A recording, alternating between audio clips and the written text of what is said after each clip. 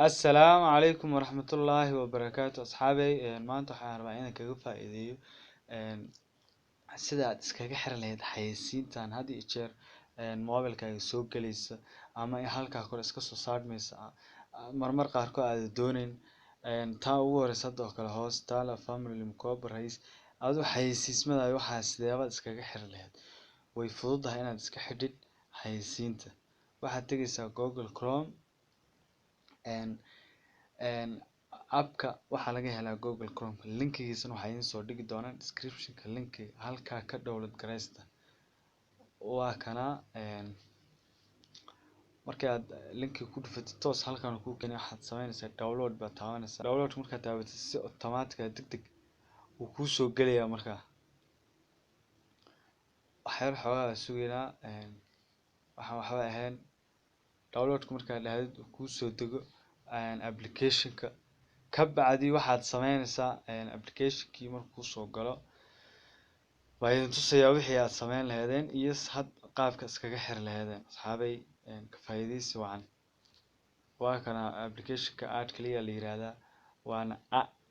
xayeysiismadii waxaas ku xil dheer yahay xayeysiin dhan mobilkaaga ma soo galayso hadii aad programkan aad la soo degtid waxyar raali ahaada wuxuu qaabkooda aragtaa block ads trackers without routing your phone root xitaa uma baahnaba inaad root gareysid browser-yada xitaa browser haddaad booqato xayeysiin waxa kaa soo raacaya marka okay got it intaan oo dhan kaliya waxaad isticmaalaysaa malware filter okay VPN kadhalika asigana wuu la socdaa waa qasab intaan keebaa rabtaa inaad iska xirtid xayeysiismada kulli baad leedahay okay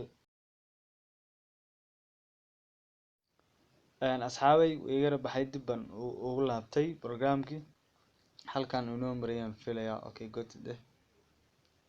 got it okay intaba done intaa markii aad sameysid okay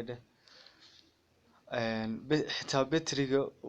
meel walba xayeysiis aad leedahay wuu kaa soo geli karaa kulli wuu kaa wada xiray